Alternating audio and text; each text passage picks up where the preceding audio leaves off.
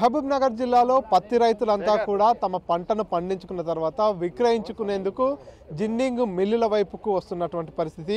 ఈ ఏడాది కొంత వర్షాలు కురిసినటువంటి నేపథ్యంలో ఏదైతే పంట దిగుబడి కూడా తగ్గిందనేది రైతులు చెప్తున్నటువంటి పరిస్థితి.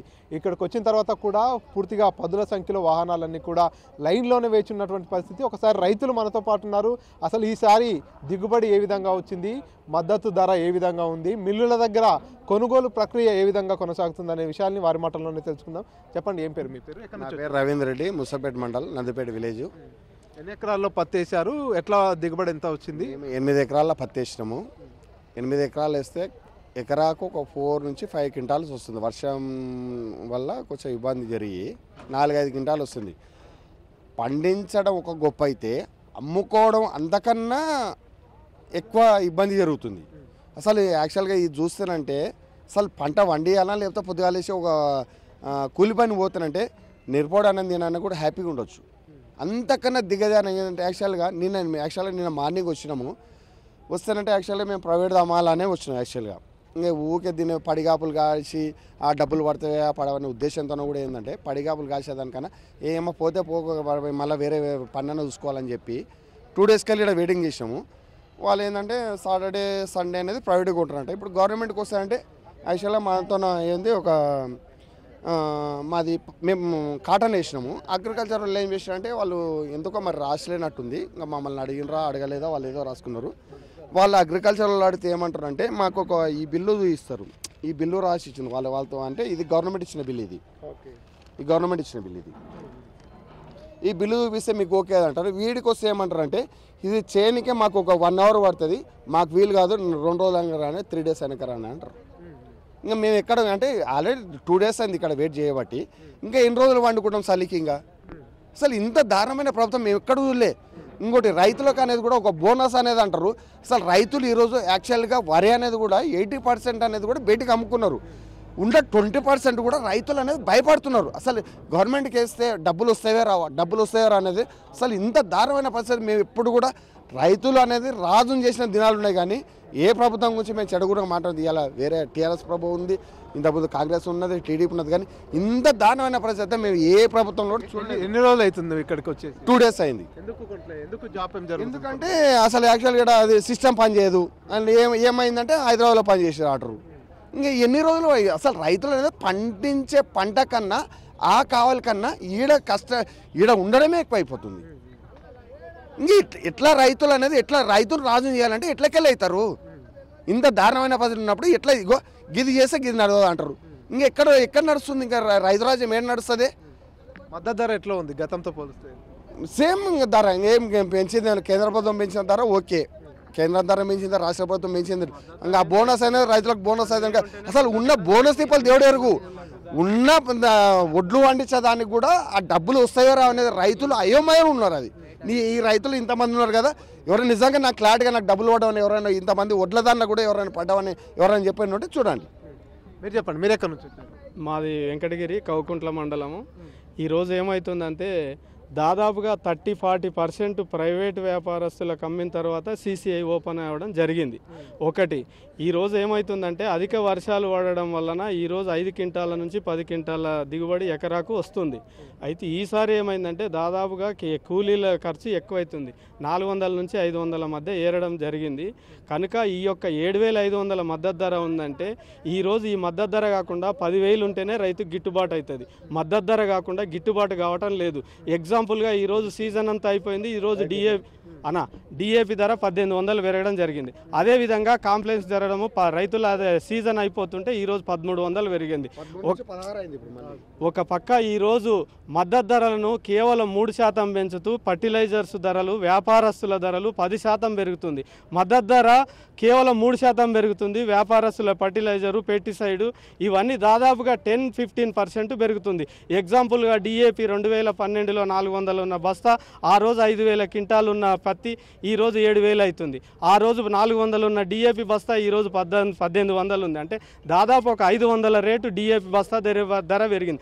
200% మాత్రమే ఈ యొక్క రైతు ధర పెరిగింది. అంటే ఈ రోజు ఉన్న ప్రభుత్వాలు వ్యాపార వర్గాల పక్షాన ఉన్నాయి, ఈ రోజు రైతుల పక్షాన లేవనడానికి ఇది ఒక నిజమైన ఉదాహరణ అని చెప్పి మీ ముందు నేను వాపోతున్నాను. అదేవిధంగా ఈరోజు మేము పత్తి వేసి కూడా దాదాపుగా 10 రోజులు అవుతుంది, ఇంతవరకు బిల్లు రాలేదు. ఈ యొక్క ఉన్న సీసీఐ లోపం కాదు, ఈ యొక్క ప్రభుత్వ వైఫల్యం. కనుక ఇట్లా కాకుండా కూడా ఈ యొక్క ప్రభుత్వం ఎప్పుడైనా వేసిన వెంటనే బిల్లులు చెల్లించి రైతులకు న్యాయం చేయాలని చెప్పి మేము ఎన్ని రోజులు అవుతుంది మీరు వచ్చి? ఎన్ని రోజులు అవుతుంది? ఈరోజు మార్నింగే వచ్చినాము. ఇక్కడ ఏమవుతుందంటే ఇక్కడ సిస్టమ్ స్లో అవుతున్నందుకొరకు రైతులు డీలే అయ్యి సఫర్ అవుతున్నారు.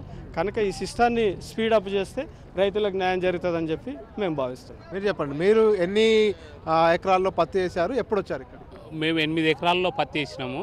ఎకరకు 3-4 క్వింటాల కంటే మించి దిగుబడి రాలేదు. ఇంత వర్షాల కారణాల వల్ల ఇంత తక్కువ వచ్చేసింది. అయితే ఈ సీసీ అనేది కూడా గవర్నమెంట్ ముందు చేసింటే ఈ రేటుకు మేము అమ్ముకునే వాళ్ళం అన్నట్టు. సగం పత్తి మేము 6,000కు 5,000కు మేము పత్తి అమ్ముకోవడం జరిగింది అన్నట్టు. అంటే సీసీ ముందు స్టార్ట్ అయ్యింటే మేము ఈ విధంగా మద్దతు ధర 7,400, 7,500 అనే తగ్గేది అన్నట్టు.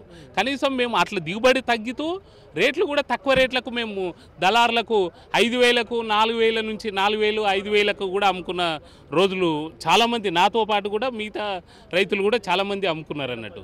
అదే గవర్నమెంట్ ఈయన ఇదే ముందు ఒక నెల రోజుల ముందు ఈయన ఈ సీసీఐ స్టార్ట్ చేసి ఉంటే రైతులకు కొంత మేలు జరిగేది అన్నట్టు.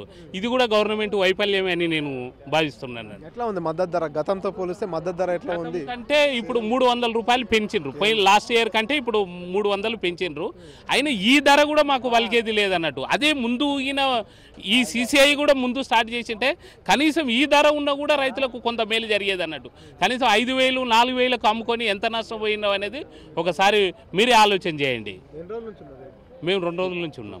ఎందుకు అంటే కొనుగోలులో ఎందుకు జాప్యం జరుగుతుంది? వాళ్ళని అడుగుతారా? వాళ్ళు ఇక్కడ ఇది మన సర్వేర్ వస్తలేదు, అది అని కొంత జాప్యం జరుగుతుంది. ఒకేసారి ఇది లేట్ చేసి ఒకటేసారి అయిన వల్ల అన్ని బండ్లు ఒకటేసారి రావడం వల్ల కూడా ఈ విధంగా జాప్యం అవుతుంది. లేట్ చేయడం వల్ల మొత్తం అందరు రైతులు ఒకేసారి తీసుకొని రావడం వల్ల జాప్యం అనేది అవుతుంది. ముందుగా అయ్యేది ఉంటే ఎట్లా వచ్చిన పత్తి అట్లా అమ్ముకొని పోయేది, ఇక్కడ ఆగే పరిస్థితి ఉండేది కాదన్నట్టు. మీ పేరు ఏం పేరు? ఎన్ని ఎకరాలు? నేను 5 ఎకరాలు వేసిన. ఎన్ని రోజులు వచ్చి? నిన్న వచ్చినాము, ఇక్కడనే ఉన్నాము. ఎట్లా ఉంది ధర? కానీ ఇంకా ధర చెప్పలేదు, ఒక కాలి బండి ఒకటి అయింది, ఇంకా ధర చెప్పలేదు. మ్యాచ్ చూసిరా? మ్యాచ్ 9 ఇచ్చింది. రేటు బాగానే ఉందా గతం కంటే? రేటు ఇంకా వేయలేదు, తెలుస్తలేదు. 7,300, 200 అవుతుంది అంటారు కానీ ఇంకా వేయలేదు. ఇంకా అసలు ఏం గిట్టుబాటు అయితే లేదు. ఈ ఒక్క సంచికి ఒక్క బస్తా ఏడితే 50 కిలోలకు ఏడితే 1000 రూపాయలు 1,200 అవుతుంది. అసలు నెత్తి కొట్టుకునేది ఒకటి పెద్ద ఈసారి అంత లాస్ ఉంది. ఎప్పుడైనా ఊకనన్నే గిట్టుబాటు అవుతుంది కానీ ఈసారి పూరా లాస్. అందుట్లో అసలు బస్తలు, పిండి బస్తలు ఎంత పిరమైంది అంటే అంత ఒక కాడి మనిషికి 700-800 అవుతుంది ఒక బస్తా వేస్తే. మీరు చెప్పండి, మీకు అంటే ఎన్ని ఎకరాల్లో పత్తి వేశారు, ఎట్లా ఉంది? 10 ఎకరాలు కౌలు వేసిన సార్. 10 ఎకరాలు కౌలు వేసిన. ఫస్ట్ వేసిన అవి వారం రోజులకు డబ్బులు పడ్డాయి. నెక్స్ట్ వేసినవి పడలేదు. పేపర్లు ఇబ్బంది ఉంది మాకు. బాగానే పడుతుంది. మిల్లు కాడ కూడా బాగానే తీసుకుంటున్నారు. పత్తి చూసుకోము. సీసీఐలు అని ఇబ్బంది ఏం పెడతలేరు చెప్పాలి. సీసీఐ వాళ్ళు అయితే ఏం ఇబ్బంది పెడతలేరు. ఎట్లా ఉన్నా చూస్తున్నట్టు దుబ్బేస్తున్నారు. అది మొత్తానికి ఇక్కడ ఏదైతే రైతులంతా కూడా వచ్చిన తర్వాత కూడా 2 రోజుల నుంచి 4 రోజుల నుంచి కూడా పడిగాపులు కాస్తున్నటువంటి పరిస్థితి. కొనుగోళ్లలో కూడా జాప్యం జరుగుతుంది, సర్వర్ మొరాయిస్తుంది, రకరకాల రీజన్లు చెప్తున్న నేపథ్యంలో ఇక్కడే పడిగాపులు కాయాల్సినటువంటి పరిస్థితి ఏర్పడిందని రైతులు చెప్తున్నారు.